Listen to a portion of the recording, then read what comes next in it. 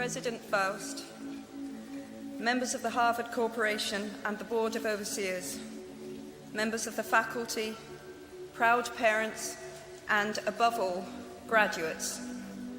The first thing I would like to say is thank you. Not only has Harvard given me an extraordinary honor, but the weeks of fear and nausea I have endured at the thought of giving this commencement address have made me lose weight.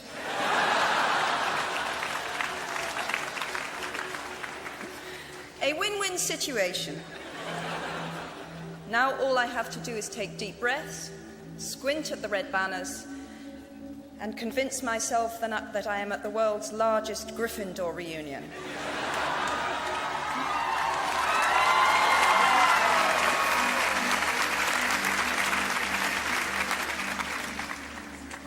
Delivering a commencement address is a great responsibility, or so I thought, until I cast my mind back to my own graduation. The commencement speaker that day was the distinguished British philosopher Baroness Mary Warnock. Reflecting on her speech has helped me enormously in writing this one, because it turns out that I can't remember a single word she said.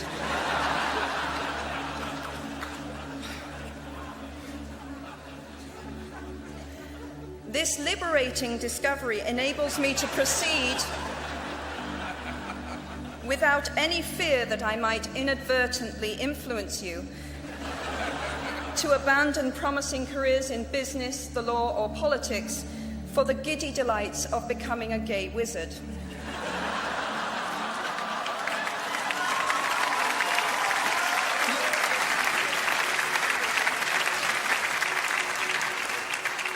You see, if all you remember in years to come is the gay wizard joke, I've come out ahead of Baroness Mary Warnock.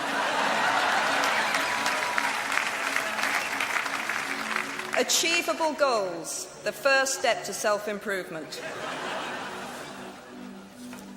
Actually, I have racked my mind and heart for what I ought to say to you today.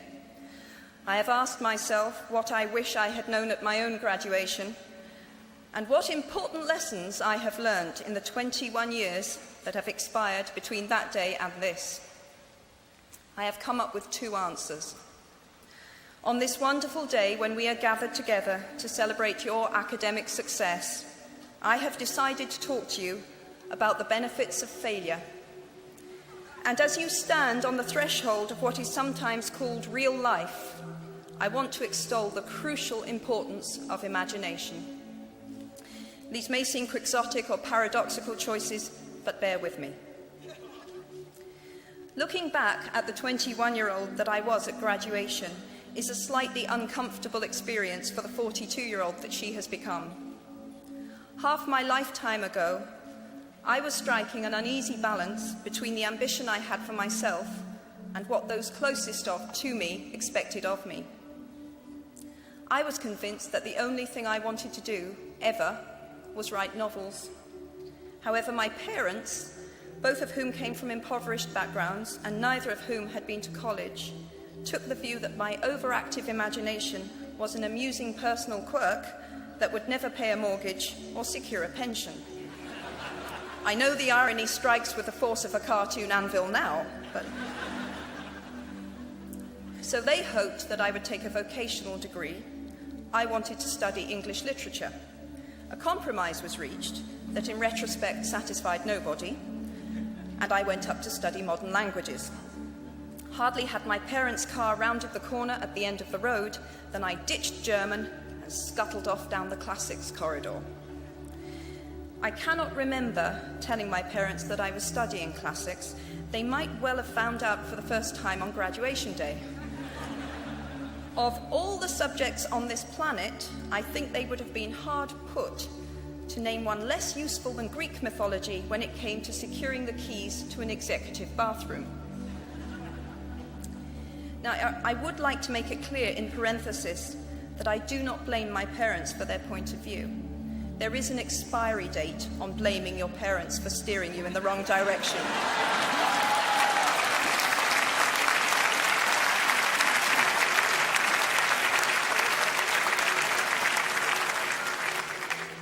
moment you are old enough to take the wheel, responsibility lies with you.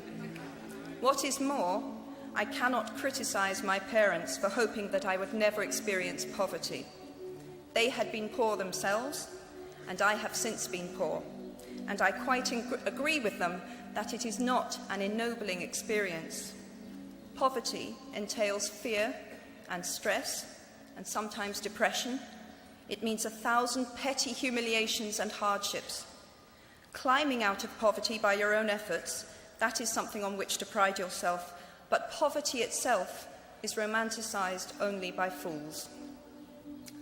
What I feared most for myself at your age was not poverty, but failure.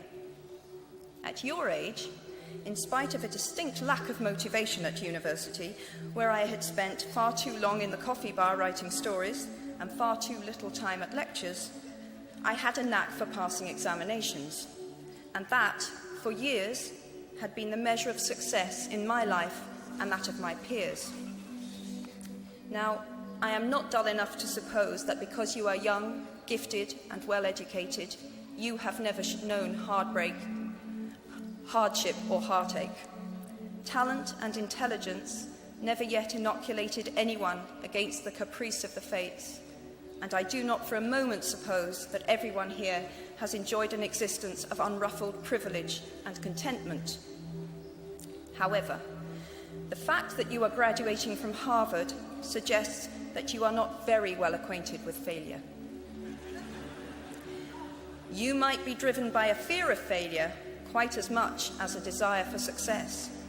Indeed, your conception of failure might not be too far removed from the average person's idea of success. So high have you already flown. Ultimately, we all have to decide for ourselves what constitutes failure. But the world is quite eager to give you a set of criteria if you let it. So I think it fair to say that by any conventional measure, a mere 7 years after my graduation day, I had failed on an epic scale. An exceptionally short-lived marriage had imploded, and I was jobless, a lone parent, and as poor as it is possible to be in modern Britain without being homeless. The fears that my parents had had for me and that I had had for myself had both come to pass, and by every usual standard, I was the biggest failure I knew. Now, I'm not going to stand here and tell you that failure is fun. That period of my life was a dark one, and I had no idea that there was going to be what the press has since represented as a kind of fairy tale resolution. I had no idea then how far the tunnel extended, and for a long time, any light at the end of it was a hope rather than a reality. So why do I talk about the benefits of failure? Simply because failure meant a stripping away of the inessential. I stopped pretending to myself that I was anything other than what I was, and began to direct all my energy into finishing the only work that mattered to me. Had I really succeeded at anything else, I might never have found the determination to succeed in the one arena where I believed I truly belonged. I was set free because my greatest fear had been realized, and I was still alive, and I still had a daughter whom I adored, and I had an old typewriter and a big idea. And so rock bottom became the solid foundation on which I rebuilt my life. You might never fail on the scale I did, but some failure in life is inevitable. It is impossible to live without failing at something, unless you live so cautiously that you might as well not have lived at all, in which case you fail by default. Failure gave me an inner security that I had never attained by passing examinations. Failure taught me things about myself that I could have learned no other way. I discovered that I had a strong will and more discipline than I had suspected. I also found out that I had friends whose value was truly above the price of rubies. The knowledge that you have emerged wiser and stronger from setbacks means that you are, ever after, secure in your ability to survive. You will never truly know yourself, or the strength of your relationships until both have been tested by adversity. Such knowledge is a true gift for all that it is painfully won, and it has been worth more than any qualification I ever earned. So given a time turner, I would tell my 21-year-old self that personal happiness lies in knowing that life is not a checklist of acquisition or achievement. Your qualifications, your CV, are not your life, though you will meet many people of my age and older who confuse the two. Life is difficult and complicated and beyond anyone's total control, and the humility to know that will enable you to survive its vicissitudes. Now, you might think that I chose my second theme, the importance of imagination, because of the part it played in rebuilding my life, but that is not wholly so. Though I personally will defend the value of bedtime stories to my last gasp, I have learned to value imagination in a much broader sense. Imagination is not only the uniquely human capacity to envision that which is not, and therefore the fount of all invention and innovation.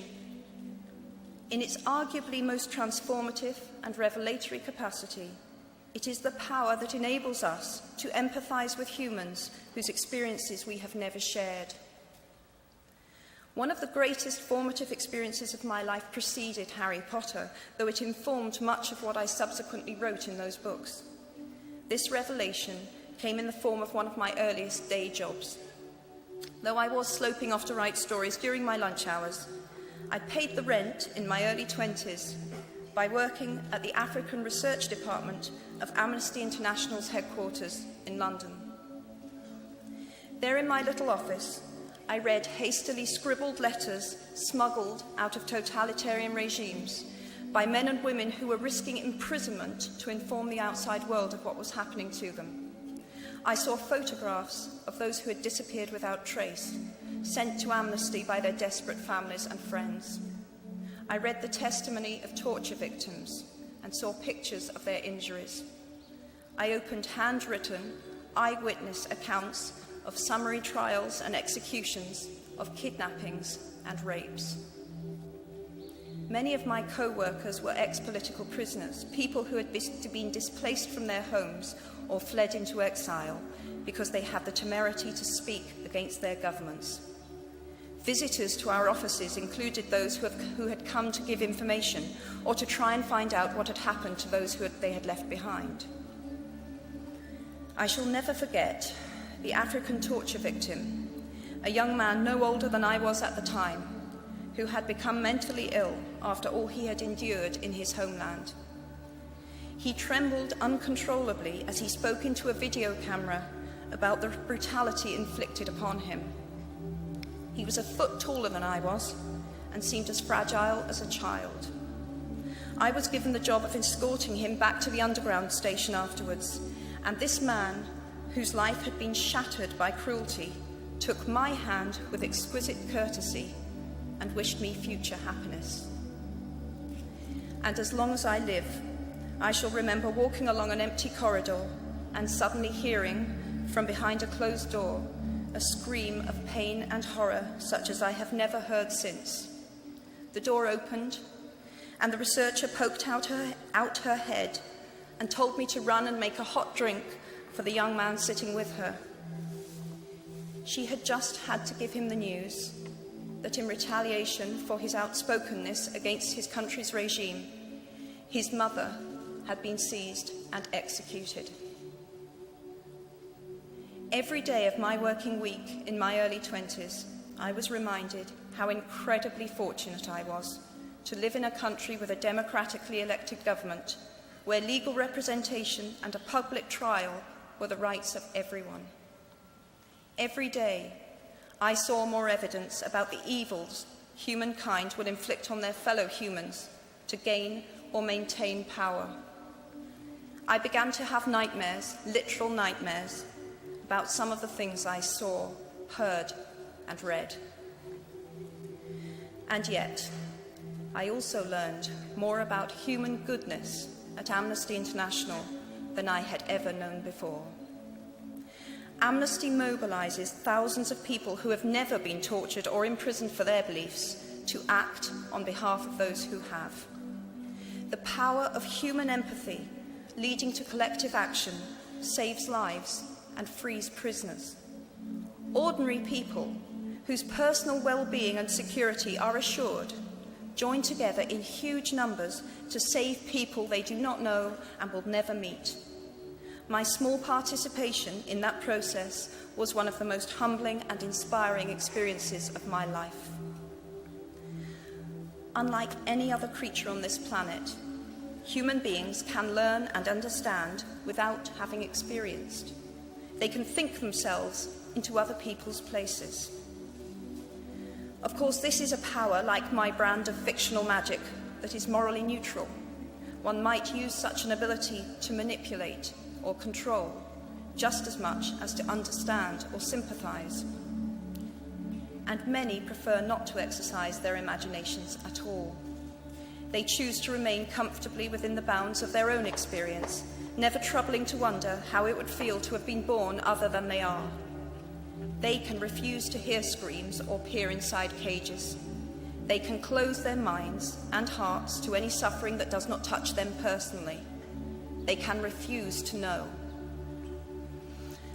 I might be tempted to envy people who can live that way, except that I do not think they have any fewer nightmares than I do.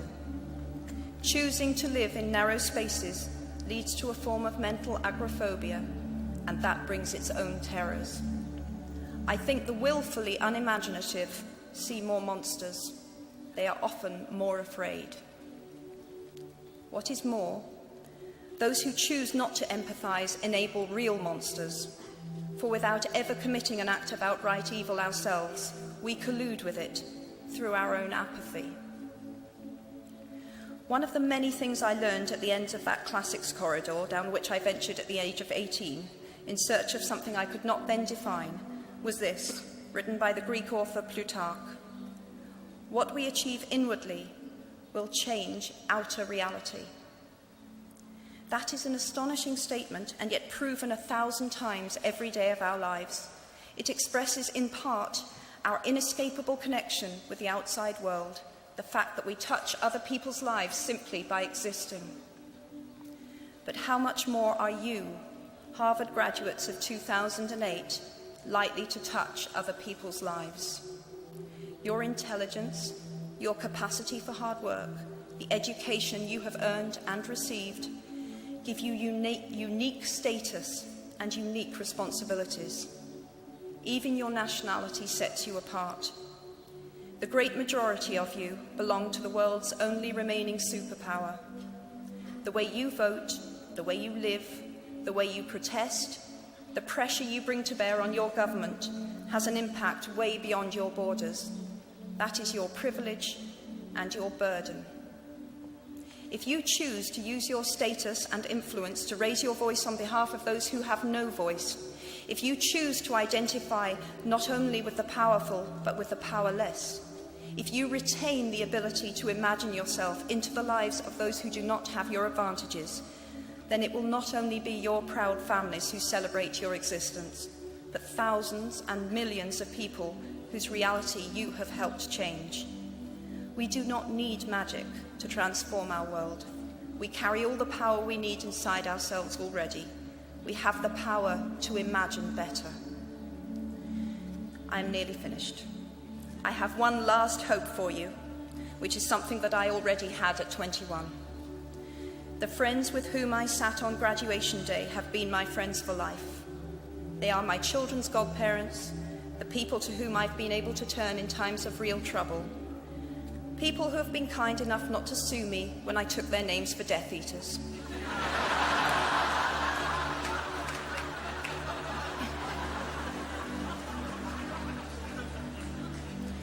At our graduation, we were bound by enormous affection, by our shared experience of a time that could never come again, and of course, by the knowledge that we held certain photographic evidence that would be exceptionally valuable if any of us ran for Prime Minister. So today, I wish you nothing better than similar friendships. And tomorrow, I hope that even if you remember not a single word of mine, you remember those of Seneca, another of those old Romans I met when I fled down the classics corridor in retreat from career ladders in search of ancient wisdom. As is a tale, so is life. Not how long it is, but how good it is what matters. I wish you all very good lives. Thank you very much.